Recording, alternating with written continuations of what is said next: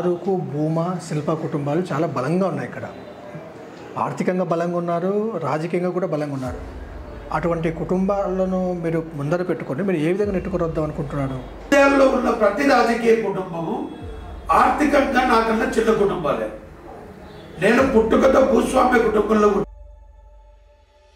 అర్థం కావట్లేదన్నా.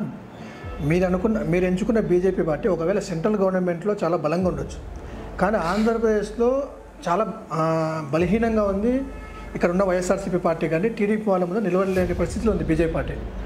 అటువంటి పార్టీ విజయం సాధిస్తుందంటే ఎలా, అసలు ఏ విధంగా అనుకుంటున్నారు మీరు విజయం సాధిస్తుందని? ఏం మాట్లాడుతున్నారు? బలం ఏంటి? బలహీనం ఉండడం ఏంటి? అంటే మీరు ఆస్తులు కాపాడుకోవడానికే బీజేపీ పార్టీలో వెళ్ళారంటారా? నాకు ఆస్తులు కాపాడుకోవాలనే చంద్రబాబు నాయుడు గారు అంటే మీకు అపార అభిమానం. ఈ రాష్ట్రంలో ఎవ్వరు కూడా చంద్రబాబు నాయుడు గుడి కట్టలేదు, అటువంటిది మీరు గుడి కూడా కట్టారు. అటువంటి చంద్రబాబు నాయుడు కాదని మీరు బీజేపీలోకి వెళ్ళారంటే దీని వెనక ఏమైనా చంద్రబాబు నాయుడు రాష్ట్రం ఉందంటారా? భూమా నాగిరెడ్డి గారితో మీకు విభేదాలు ఉన్నాయంటారు. అసలు ఎందుకు విభేదాలు వచ్చాయంటారు? అసలు భూమా నాగిరెడ్డి గారు అంటే రాజకీయాల్లో నాకు ఊహ తెలియక ముందు నుంచి అత్యంత ఇష్టమైన లీడర్ నాకు భూమా నాగిరెడ్డి గారు.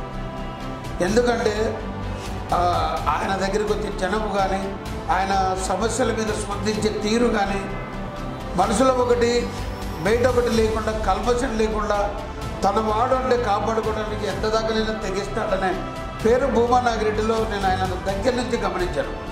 అటువంటి నాయకుడికి నేను దగ్గర అవ్వడం, నా శైలి ఆయనకు నచ్చడం, నన్ను ఆయన ప్రోత్సహించడం చూసి ఆయనతో ఉంటున్నా. భూమా అంటే ఏవి అంటే భూమా అని చెప్పుకున్న ఏవి సుబ్బారెడ్డి ఎక్కడ మధు నాకు అడ్డం వస్తాడో, భూమాతో కనెక్టివిటీ పెట్టుకుంటున్నాడు, నన్ను అణిచివేసే ప్రయత్నంలో భాగంగా భూమా నాగిరెడ్డి గారికి బ్రహ్మానంద రెడ్డి గారికి టీడీపీ టికెట్ నిరాకరించింది. భూమా బ్రహ్మానంద రెడ్డి, భూమా కుటుంబం మీకు ఏమైనా ఇంటర్నల్గా మద్దతు తెలిపే అవకాశం ఉందంటారా? ఇక్కడ ఒకటండి, భూమా బ్రహ్మానంద రెడ్డి గారికి నంద్యాల నియోజకవర్గంలో ఓటు హక్కు లేకుండా ఆయన కోసం పార్టీ ఆదేశించిందని చెప్పి పార్టీ ఆదేశానుసారం ఇప్పుడు నంద్యాల చూస్తే ఎక్కువ శాతం ముస్లిం జనాభా ఉన్నారు. బీజేపీ మీద ఒక మతతత్వ పార్టీ, ఒక హిందుత్వ పార్టీ అనేది ఒక భావన. ఇన్ని పెట్టుకొని నంద్యాలలో మీ ఏ ధైర్యంతో మీరు గెలుస్తారని చెప్తున్నారు? నంద్యాలలో 3 లక్షల ఓట్లు. అదే శిల్ప కుటుంబం మీద మీరు ఒకసారి కత్తితో దాడులు చేయాలని ప్రయత్నం చేశారు. ఏంటి అసలు అంత ప్రేమ అంటున్నారు, వాళ్ళను పార్టీలు తీసుకొచ్చామంటారు, మరి ఎందుకు ఈ భేదాభిప్రాయం వచ్చింది మీకు శిల్ప కుటుంబం?